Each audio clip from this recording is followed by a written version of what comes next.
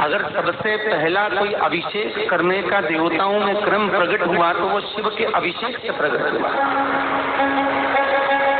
शंकर भगवान के अभिषेक में 5 चीजें मूल चाहिए। पहले नंबर पर दूध चाहिए, दूसरे नंबर पर दही चाहिए, तीसरे नंबर पर घृत चाहिए घी, चौथे नंबर पर शहद चाहिए और 5वें नंबर पर शक्कर चाहिए, मिष्ठान चाहिए।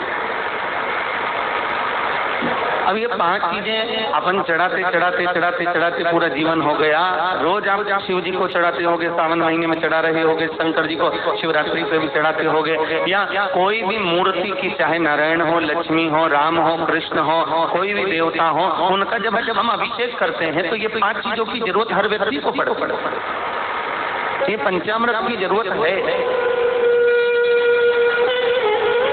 पर ये पंचामृत आखिर हम क्यों समर्पित करते हैं? इसकी जगह हम गन्ने का रस समर्पित कर दें, हम कोई मौसम्बी का जूस समर्पित कर दें, हम कोई फल का रस भगवान का अभिषेक कर दें, हम कोई जल से भगवान का अभिषेक कर दें, हम कोई नई वस्तु से शिव जी का अभिषेक कर दें, हम कोई नई वस्तु को सिद्ध कर भगवान का अभिषेक कर दें, हम कोई नए रस से भगवान का अभिषेक कर दें, हम आम के जूस से भगवान का अभिषेक कर दें।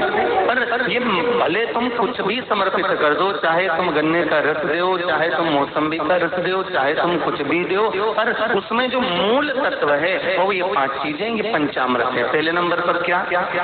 जम के बोलो, दूध। दूसरे नंबर पर दही, तीसरे नंबर पर घी, चौथे नंबर पर शहद, 5वें नंबर पर शक्कर। ये 5 चीजें हमें समर्पित करना है। और क्यों समर्पित करना है और किस लिए समर्पित करना है?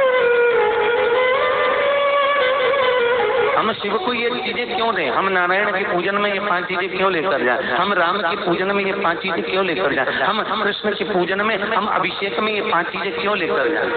उसकी मूलता है पहले नंबर पर दूध। भगवान शंकर को जब हम दूध समर्पित करते हैं तो हमारे घर का वंश बढ़ता है। क्या बढ़ता है? वंश। जब हम शिव को दूध समर्पित कर रहे हैं, पंचामृत की वस्तुओं में हम जब दूध समर्पण कर रहे हैं, हम अभिषेक में अगर नारायण का अभिषेक कर रहे हैं, लक्ष्मी का अभिषेक कर रहे हैं, राम का अभिषेक कर रहे हैं, शिव का अभिषेक कर रहे हैं, शंकर का अभिषेक कर रहे हैं, या हम किसी भी देव का अभिषेक कर रहे हैं, उसमें दुग्ध मूल है। क्योंकि दूध जब हम समर्पित करते हैं तो ये हमारे वंश की वृद्धि करने वाला, वंश बढ़ाने, ये हमारा वंश बढ़ा रहा है। दूसरे नंबर पर दही।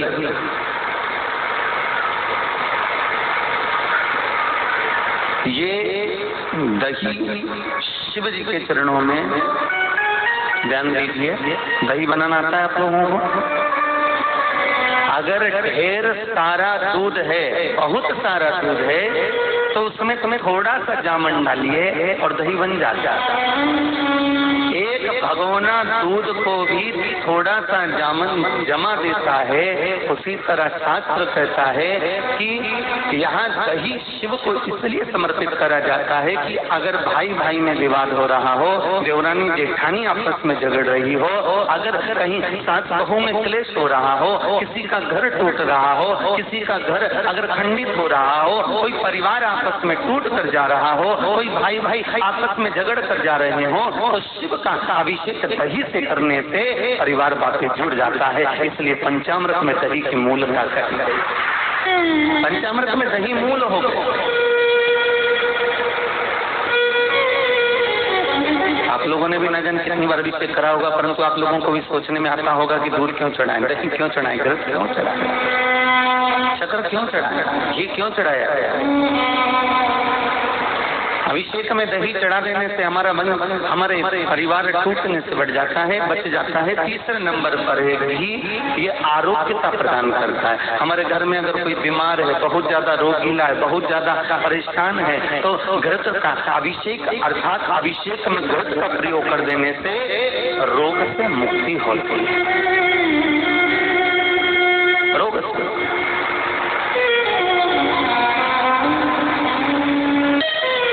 मेरे शिव देने वाले, औघड़ी जटाजूट बांधने वाला स्वयं शिव विश्वास है।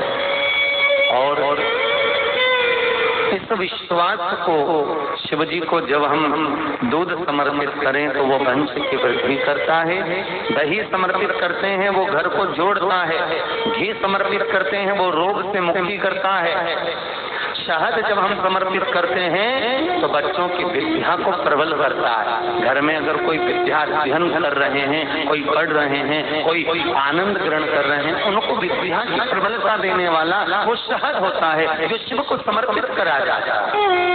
और 5वें नंबर पर है मिठाई, शक्कर, खंड, आखिर उसको समर्पित करने का भाव केवल इतना रहता है कि हमारा जो व्यापार है, हमारा जो व्यवसाय है बहुत मिठास से पूर्ण चलता रहे, इसलिए शक्कर समर्पित करी जाता है,